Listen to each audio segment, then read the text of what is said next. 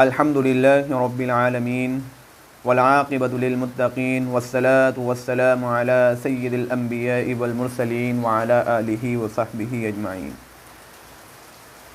برادران محترم و برادران عزیز،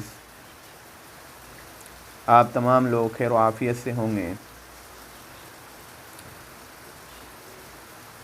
ظاہر ہے کل 29 جون 2023 ہے کہ جس میں عید الاضحیٰ ہے، اور تمام مسلمان اس دن اپنے جانور کو ذبح کر کے سنت ابراہیمی کو یاد کرتے ہیں کہ وہ عید کی نماز پڑھ کے جلدی سے اپنے جانور کو ذبح کرتے ہیں۔ اب جانور کو ذبح کرنے کے بارے میں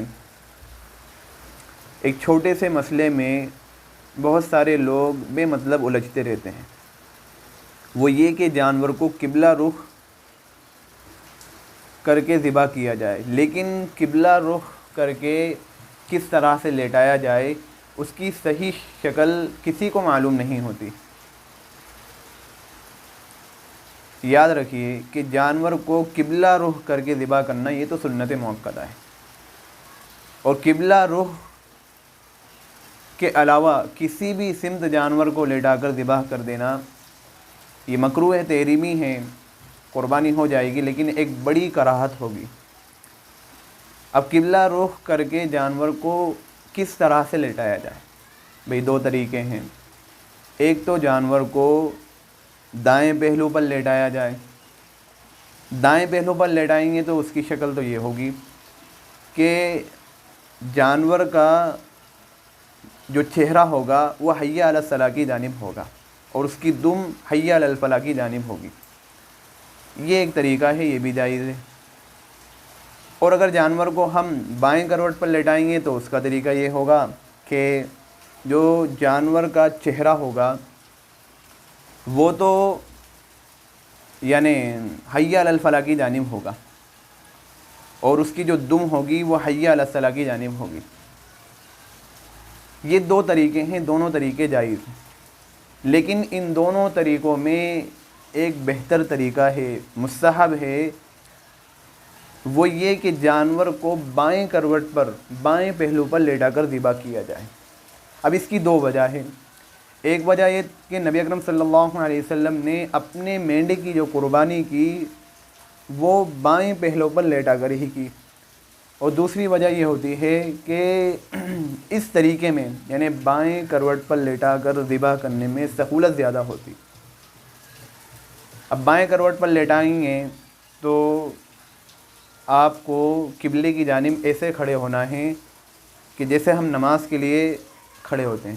اچھا، یہاں پر ایک اور چیز یاد رکھیے کہ بعض لوگ قبلے کو یہ سمجھتے ہیں کہ جس طرح سے ہم مردے کو قبر میں لیٹاتے ہیں، یعنی مردے کا جو سر جس طرف ہوتا ہے وہ بعض لوگ اس کو قبلہ سمجھتے ہیں، لیکن یاد رکھیے کہ یہ قبلہ نہیں ہے۔ قبلہ اور کعبہ وہی ہے جس کی طرف رخ کر کے ہم نماز پڑھتے ہیں۔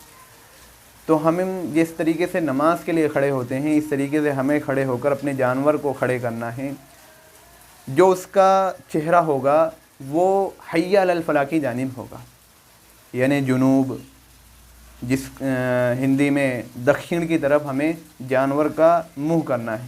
جانور کو ایسے کھڑے کرنا ہے کہ دکھن کی طرف یعنی جنوب کی طرف اس کا منہ ہوگا، اور شمال کی طرف اس کی دم ہوگی، اتر کی طرف اس کی دم ہوگی، اور جانور کو اس طریقے سے اس کو لیٹانا ہے کہ اس کے پاؤں بھی مغرب کی جانب چلے جائیں گے، یعنی قبلے کی طرف، کعبے کی طرف اس کے پاؤں چلے جائیں گے۔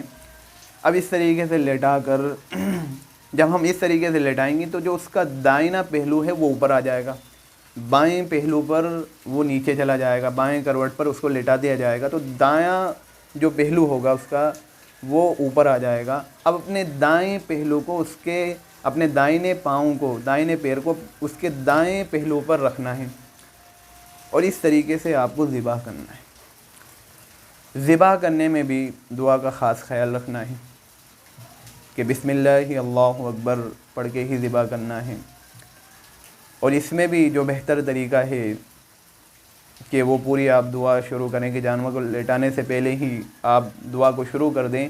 انی وجہت وجہی للذی فطر السماوات والارض حنیفا وما انا من المشرکین ان صلاتی ونسکی ومحیای ومماتی للہ رب العالمین.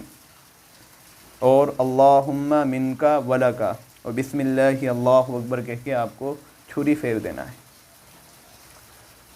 اور اس کے بعد اگر کسی کو دعا یاد ہو تو وہ دعا پڑھ لے.